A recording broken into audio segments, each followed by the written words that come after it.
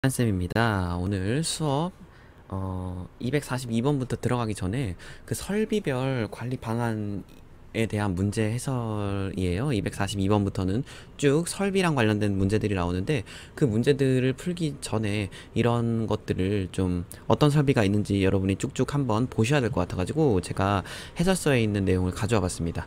우리 문제집 심화 문제집 상 87쪽부터고요. 그리고 이제부터는 지금 계속해서 제가 문제 해설 강의를 유튜브에서 공개할 수 있게 했는데, 이러면 이제 책을 안 사신 분들도 그렇게 유튜브를 보고 시험 준비를 하실 수 있을 것 같다라는 비판이 좀 많이 있었어요. 이 책을 사신 분들이 그런 비판을 많이 줬기 때문에 그런 비판을 제가 수용을 해서 이제 수업 중에 몇 개만, 이제 주요한 메인 몇 개만 이렇게 공개를 하고, 나머지는 카페에 가입하셔서 이 책 산 거를 인증하신 분들에 한해서만 그 해설 강의를 볼 수 있게 하고 있으니까, 심화 문제집 여태까지 문제집을 안 사시고 들으신 분들은 이 책을 사셔서 그 링크를 타고 들어와야 보실 수 있는 걸로 이제 됐기 때문에 그렇게 해주시기를 바랍니다. 자, 그러면 설비별 관리 방안 해설 강의 시작해 보도록 하겠습니다. 제조 설비에 관련된 사항인데요. 이 제조 설비가 무엇인지도 알아야 되고, 제조 설비에 되게 다양한 종류들이 있어요. 근데 제조 설비가 뭔지도 알아야 되고, 그걸 어떻게 세척해야 되는지에 대해서도 알아야 됩니다. 그 제조 설비의 재료는 뭔지, 뭐 이런 것들. 첫 번째, 탱크입니다. 탱크는 여기 색칠할게요. 탱크라는 거는 그 원료를 저장하기 위해서 사용되는 용기거든요. 그래서 그 내용물 같은 거를 저장하기도 하고요. 그래서 탱크는 보통 스테인레스를 씁니다. 그래서 탱크는 보관용 원료를 저장하기 위해서 사용하는 용기이고요. 탱크는 가열과 냉각을 하도록, 또는 압력과 진공 조작을 할 수 있도록 만들어지고요. 그리고 고정시키거나 움직일 수 있도록 설계될 수도 있어요. 탱크는 적절한 커버를 갖춰야 되면서 청소와 유지 관리를 쉽게 할 수 있어야 된다 했는데, 넘어갈게요. 구성 재질, 어떤 걸로 구성되어야 하는가? 일단 여기서 중요한 것은, 이 나머지는 여러분 한번 꼭 읽어보세요. 당연히 부식되거나 분해를 초래해서는 안 되겠죠. 이런 건 너무 당연한 거니까 넘어가고, 세제 및 소독제와 반응해서도 안 되겠고요. 그리고 이런 다른 설비 부품들 사이에 전기화학 반응을 최소화하도록 해야 돼. 이건 너무 당연한 얘기죠. 전기화학 반응을 해버리면 이거 굉장히 문제가 되겠죠.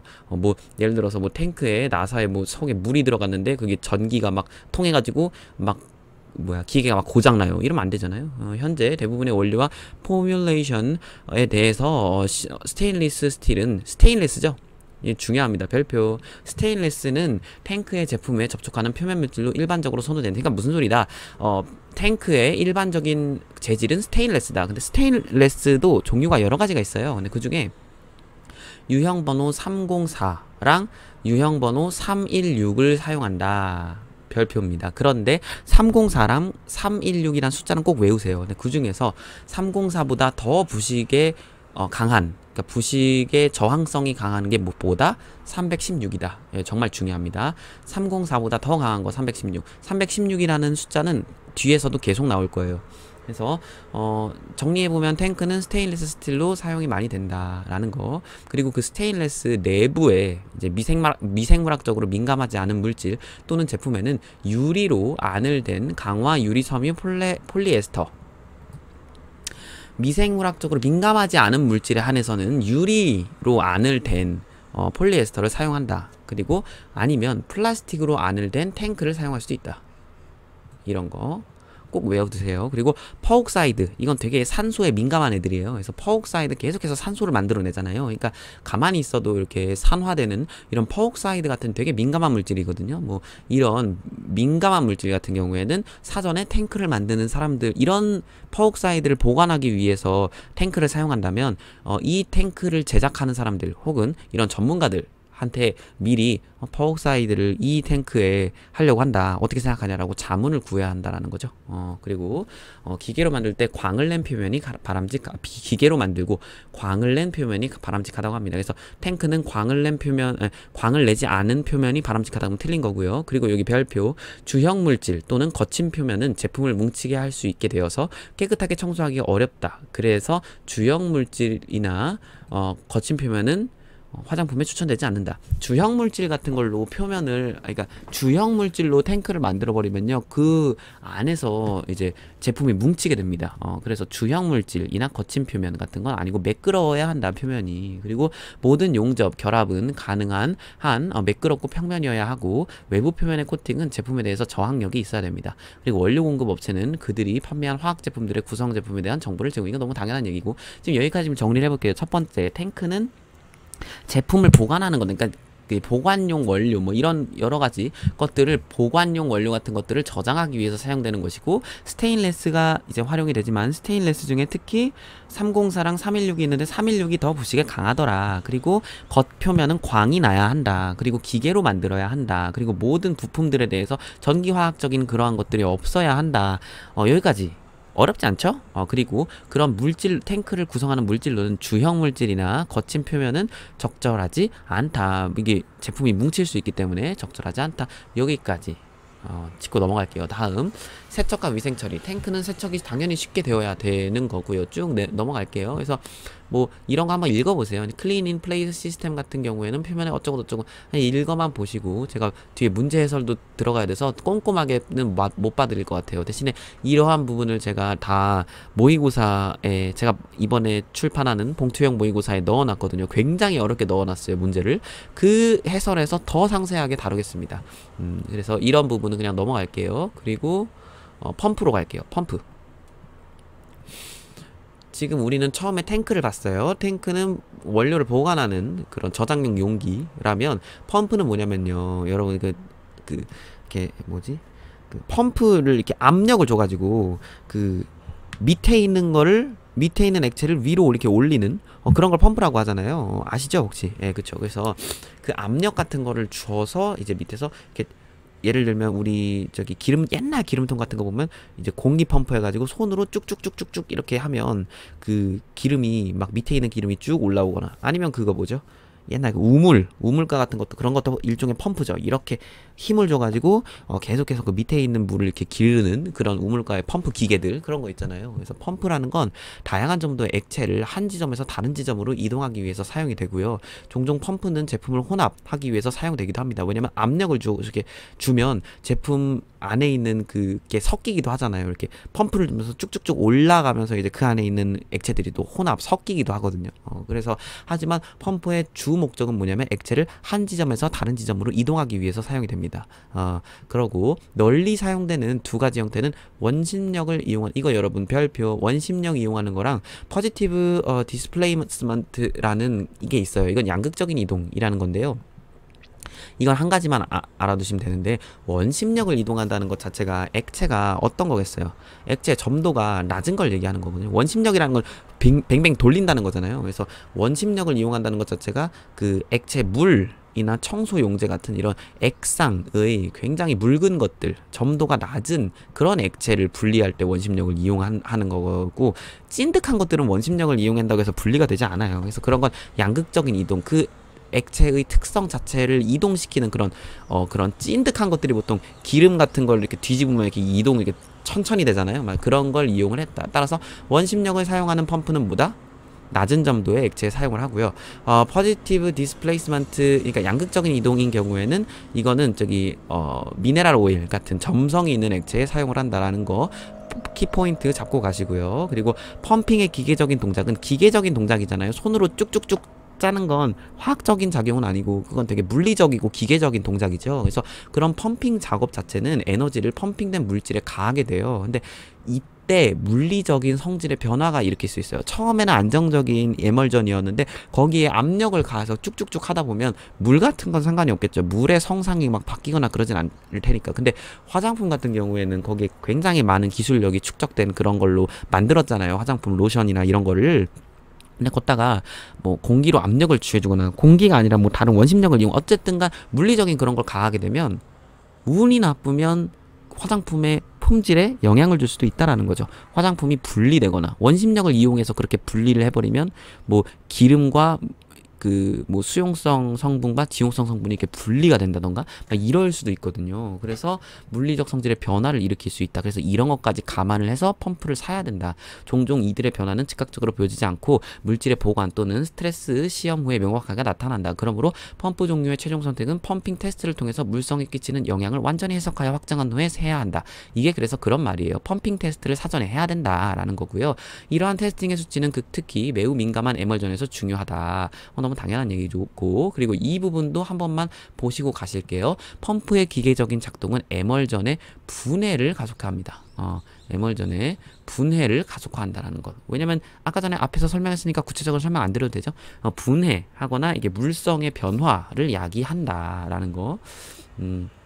그래서 펌핑 테스트 결과 괜찮다라고 판명이 되고, 펌프의 종류 자체도 미생물학적인 오염을 방지하기 위한 그런 속도나 펌프의 물질의 점성, 뭐 이러한 것들, 청소의 용이성에 따라서 선택을 한다라는 거고요. 펌프는 각 작업에 맞게 선택을 되어야 되고요. 그리고 내용물의 자유로운 배수를 위해서 내용물이 잘 빠져나가도록 전형적인 PD 로브 펌프를 설치해야 되는데요. 그런데 이 로브 입구랑 배출구는 서로 이거 별표 180도가 되어야 합니다. 로브 입구와 배출구는 서로 180도가 되어야 하면서 바닥과는 수직으로 설치를 해야 됩니다. 바닥과 수평으로 설치를 해버리면요, 이게 펌프고, 펌프가 이렇게 있고, 이게 바닥이에요. 여기 뭐 펌프 들어가는 구멍 있겠죠. 근데 바닥과 이렇게 수직으로 해버리면요, 어떻게 되냐면 이게 뭐 이렇게 뭐 빠져나간다고 뭐 하더라도 여기에 지금 적체가 생길 수 있어요. 여기에 그 에멀전 이 위에 적체가 생기죠. 그럼 여기에 이제 뭐 축적이 생기니까 미생물 오염이 되겠죠. 오염이 될 수 있어요. 그래서 최대한 그러니까 수직으로 이렇게 그냥 아예 바로 바닥과 수직으로 이렇게 설치를 해야 여기에 에멀전이 슉 이렇게 빠져나가고 여기에 적체가 없겠죠. 이렇게 180도가 되는 건 로브 입구랑 배출구만 180도고요. 그리고 이 전체적으로 보면 바닥과 수직으로 설치를 해야 된다. 이런 의미입니다. 그리고 수평적인 설치는 축적이 생긴다 했고, 구성 재질. 펌프는 많이 이것도 별표입니다.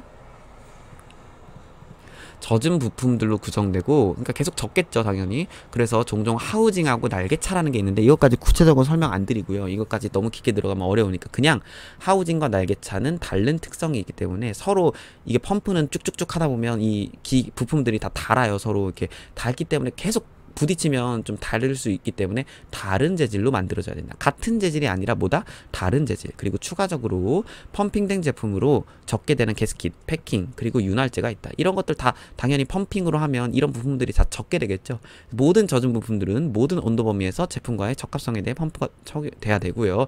청소는 뭐 똑바로 해야 된다. 뭐 이런 의미고요. 안전해야 된다. 이런 거예요. 자, 다음 혼합과 교반 장치. 혼합과 교반 장치라는 건 이건 믹서기 같은 거 얘기하는 거거든요. 호모게나이저, 믹서기 이런 것들. 그래서 그 혼합 섞는 데 쓰는 것들. 제품의 균일성을 얻기 위해서 또는 희망하는 물리적 성상을 얻기 위해서 사용이 된다. 당연하겠죠. 내가 예를 들어서 찐득한 걸 원해요. 그래서 내가 엄청 찐득한 벌크에다가 그런 내용물, 묽게 하는 그런 내용물들을 섞었어요. 근데 섞으려고 하는데 이게 내가 원하는 건 로션 제형인데 그럼 크림에다가 물 더 타면 로션 되는 거죠. 근데 크림에 물을 타기 위해서 내가 믹서기나 아니면 교반 장치를 쥐 해가지고 섞었어요. 그런 게 바로 이제 이런 혼합과 교반 장치의 목적이라는 거죠. 원하는 물리적 성상을 얻기 위해서 하는 거. 그래서 이건 굉장히 기계적 날 같은 게 회전하는 날이 있겠죠. 섞어야 되니까. 그래서 믹서기라고 생각하세요. 그래서 믹서기는 쭉 넘어가서 베풀과 조합 믹서는, 그러니까 베풀하고 호모게나이저로 이루어진 게 조합 믹서다. 이 정도 그냥 잡고 가시면 될 것 같고요. 구성 재질. 당연히 믹서기 같은 경우에는 전기를 꽂아서 사용하는 거기 때문에 전기 화학적인 반응을 피해야 되는 게 맞고요. 그러니까 전기 통하면 안 됩니다. 그리고 믹서기를 설치할 모든 젖은 부분 및 탱크와의 공존이 가능한지를 확인해야 돼요. 그리고 대부분의 믹서는 봉인과 게스킷에 의하여 제품과의 접촉으로부터 분리되어 있는 내부 패킹과 윤활제를 사용해야 합니다. 이것도 여러분 꼭 알아두세요. 믹서기, 그러니까 이거는 밥통이라고 생각을 한번 해보시면 그 전기밥솥, 뭐 어쨌든 어떤 밥솥이든 그 안에 패킹이 있죠. 내부 그 고무로 된 패킹 아시죠?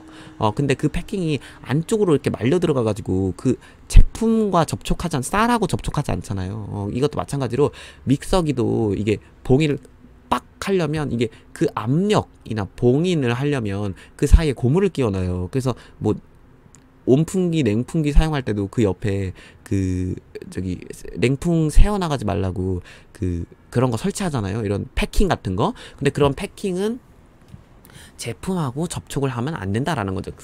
꽉 끼우기 위한 거니까. 그래서 대부분 믹서는 봉인과 가스켓에 의하여 제품과의 접촉으로부터 분리되어 있는, 이게 제품과 접촉해야 된다 이러면 안 됩니다.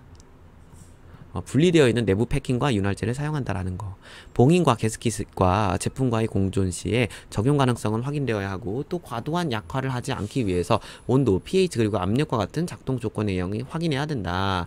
이런 거 한번 읽고 넘어가시고, 청소 위생 관리, 청소를 똑바로 해라 이런 얘기고요. 위치는 저기 한번 읽어보세요. 안 어려워요. 나머지 것들은. 안전, 이것도 읽어보시고, 호스는 그냥 호스예요. 여러분이 생각하는 그냥 호스, 고무 호스 이런 것들. 그래서 그냥 화장품 이동시키려고 사용되잖아요, 이것도. 근데 호스랑 펌프의 차이는, 펌프는 압력을 준다라는 거죠. 물리적인 힘인 압력을 줘서 그 한 곳에서 보통 아래에서 위로 이렇게 펌핑 해가지고 이동시키는 건데, 호스는 그냥 저기 청소를 할 때도 사용되고, 뭐 그거 말고도 이제 화장품 옮길 때도 사용되고, 그냥 그런 거예요, 펌프는. 저기 호스는. 대신에 이제 이런 것들을 여러분이 꼭 외워두셔야 되는데, 펌프의 구성 재질은요, 강화된 식품 등급의 고무 또는 네오프렌, 그리고 여기 타이건 또는 강화된 타이건, 그리고 폴리에틸렌 또는 폴리프로필렌, 그리고 나일론, 이것들이 있습니다. 그래서 객관식으로 나오기 쉬운데, 여기서 여러분이 중요한 건 뭐냐면, 강화된 화장품 등급이 아니라요, 강화된 식품 등급이라는 거예요. 강화된 식품 등급의 고무. 강화된 화장품 등급 아닙니다. 화장품 등급보다 더 높은 게 식품 등급. 그래서 강화된 식품 등급의 고무 또는 네오프렌, 하고 타이건 또는 강화된 타이건. 여러분 이거를 꼭 암기를 하시길 바라고요. 호스 구조는 위생적이어야 된다. 그리고 호스는, 여기는 호스의 청소 위생 처리를 좀 같이 보자면, 호스와 부속품의 안쪽과 바깥쪽 표면은 모두 제품과 직접 접하죠. 그래서 청소의 용이성을 위해 설계되어야 되고요. 그리고 이거 별표, 투명한 재질의 호스가 좋습니다. 왜냐면 투명하면 호스에 예를 들어서 잔금이 나거나 깨지거나 호스의 겉표면에 균열이 가 있는 건 투명하면 잘 보이겠죠. 그런데 호스가 예를 들어서 새까매요. 새까만 고무 호스들 있잖아요. 근데 그런 경우에는 안 보여요. 그런 잠금 같은 게 잘 안 보이잖아요, 검해가지고. 그래서 투명한 재질, 이 청결과 잔금, 더러운 것도 잘 보이고 잔금 같은 것도 이게 좋다 확인하기에. 그리고 짧은 길이의 호스는 청소, 건조 그리고 취급하기 쉽고 제품에 축적되지 않기 때문에 선호된다. 이것도 별표입니다. 길이가 짧은 게 더 낫더라 이거죠. 왜냐면 길이가 짧으면 그 짧은 것끼리 이렇게 연결시키면, 만약에 그쪽에 문제가 시키면 그것만 바꾸면 되죠. 그리고 짧은 길이는 청소하기도 쉬워요. 짧으니까. 길거나 이러면 좀 청소하기 어렵죠. 세척제들이 호스와 부속품의 재질에 적합한지 봐야 되고, 그리고 이것도 여러분 꼭 좀 보면 좋은데, 위에서는 짧은 길이의 호스 얘기의 장점에 대해서 얘기한 거고, 이거는 가는 거 얘기하는 거예요. 그러니까 굵지 않은 거, 가는 호스들. 이게 가늘어 버리면 그 사이에 그 세균 막 이런 게, 그러니까 꽉 껴가지고 오염물들이 꽉 껴서 안 나오는 경우도 많고요. 그 곱창 같은 거 생각하시면 되게 가늘잖아요. 그래서 그 안에 있는 거 잘 안 해가지고 되게 더럽다 뭐 이런 얘기도 계속 나오잖아요, TV에. 그래서 미생물 또는 교차 오염의 문제를 야기할 수 있다. 청소하기도 어렵다. 가는 건 되게 청소하기 어렵죠. 그래서 얼마 전에 제가 스타 땡땡에서 제가 저기 텀블러를 선물 받았는데, 그 텀블러가 너무 좋더라고요. 이렇게 너무 그걸 선물 받아 너무 고마운데, 근데 그 빨대가 너무 가늘더라고요. 그래가지고 그 사이에 청소를 못 하겠더라고요. 너무 가늘어서 물만 흘려보내요. 근데 그렇게 해서 그걸 이용할 때마다 좀 찝찝하긴 한데, 그래서 그거 전용 솔이 있긴 한데 그것도 좀 믿음직스럽지 않은 것 같고, 제가 너무 예민한가요? 여튼 가는 부속품의 경우에는 오염을 야기할 수 있다. 하지만 짧은 호스의 경우에는 청소가 용이하다. 짧은 것과 가는 것은 다르다. 위치 같은 경우에는 이것도 그냥 한번 읽어보세요. 그래서 마지막을 보면, 깨끗한 호스는 과도한 액체를 빼내고 적절한 것으로 끝을 덮거나, 호스 끝을 덮거나, 이거 청소하고 나서 보관할 때 플라스틱 또는 비닐로 배출구를 싸거나 아니면 덮어서 보관해라 라는 거. 바닥에 보관하면 안 됩니다. 캐비넷 같은 거에 벽에 걸거나 막 이렇게 보관을 해야 돼요. 바닥에 보관하면 안 됩니다. 자, 필터 여과기 그리고 채. 필터 여과기 채는 이건 그냥 채, 비빔면 드실 때 그런 채라고 생각을 하시면 되고요. 이거는 입자 크기를 되게 그런 거, 밀가루를 곱게 하려면 채를 이용하잖아요. 화장품에도 똑같아요. 그래서 그럼 원하는 입자 크기를 먹기 위해서, 아니면 불순물 제거하기 위해서 채를 사용하기도 합니다. 이런 거. 그리고 여기 또 나오죠. 스테인리스 316 또 나왔네요. 근데 316L은 조금 다르긴 한데, 근데 어쨌든 316 버전이에요. 그러니까 이게 좀 높은 등급이에요. 부식에도 강한 이 316 스테인레스 316은 선호가 되더라 라는 거. 그리고 화장품 산업에서 선호되는 반응하지 않는 재질은 스테인레스 스틸과 비반응성 섬유이다. 반응성 섬유가 아니라 비반응성 섬유입니다. 이송 파이프, 이송하기 위해서 하는 파이프고요. 이것도 말 그대로 파이프는, 이거는 이 위에를 좀, 이 위에 부분만 좀 봐주시면 되는데, 구성 재질은 유리, 파이프의 구성 재질은 유리, 스테인리스 스틸, 아까 전에 말씀드렸죠. 304 또는 316, 이거 304, 316 계속 나옵니다. 중요합니다. 구리, 알루미늄 등으로 구성되어 있다. 그래서 전기화학적인 반응이 일어날 수 있으니까 조심해라 라는 거고, 유형 304와 316 스테인리스 스틸에 추가해서 유리 플라스틱 표면이 코팅된 폴리머가 제품에 접촉하는 표면으로 사용이 된다 라는 거 알아두시고, 파이프가 막히면 안 되겠죠. 청소를 할 때 이제 막히면 세균이 생기니까. 그리고 이거 메인 파이프에서 두 번째 라인으로 메인 파이프가 있을 거예요. 그리고 그 파이프가 있으면, 메인 파이프가 있고 이 파이프 사이사이에 이렇게 여러 가지 서브 파이프들이 있을 거예요. 그래서 이렇게 두 번째 라인으로 흘러 들어가도록 밸브를, 여기 밸브 같은 걸 사용하겠죠. 그래서 이 밸브를 이렇게 돌리면 여기가 막혀가지고 이쪽으로 가게끔, 이렇게 돌리면 이쪽으로, 이런 식으로 할 거예요. 그죠? 이런 파이프에서 두 번째 라인으로 흘러가도록 밸브를 사용할 때, 밸브는 데드렉을 방지하기 위해서 주 흐름에 가능한 한 가깝게 위치해야 된다. 이 점도 여러분이 꼭 암기를 해주셨으면 좋겠습니다. 밸브는 데드렉을 방지하기 위해서, 이렇게 다른 데로 이렇게 또 새나면 이런 안 좋은 그런 그 효과를 방지하기 위해서, 부작용을 방지하기 위해서 주흐름이죠. 이게 주흐름에 가능한 한 가깝게 위치를 해야 한다라는 거. 그래서 파이프 시스템의 설계는 생성되는 최고의 압력을 고려해야 한다.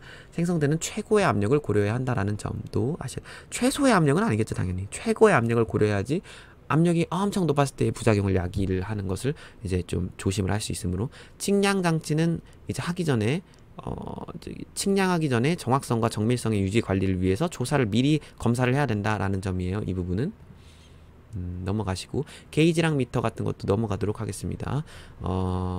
포장재 설비 이런 것도 한 번씩 보세요. 여러분들이 그냥 한번 지금 좀 중요한 부분 위주로 지금 했습니다. 그리고 이런 제품이 닿지 않은 포장 설비, 이건 뭐냐, 코드화 기기 같은 거 뭐냐면 그런 바코드 같은 거를 새기는 거예요. 그래서 이런 것도 쉽게 청소할 수 있는 물질로 마감이 되어야 된다. 뭐 이런 내용이고요. 라벨 기기, 이건 또 라벨을 붙이는 거죠. 그래서 라벨 호퍼 같은 거는 변경 시 다른 코드 또는 다른 제품의 라벨의 혼입 가능성을 막기 위해서 검사가 쉽도록 해야 된다라는 거.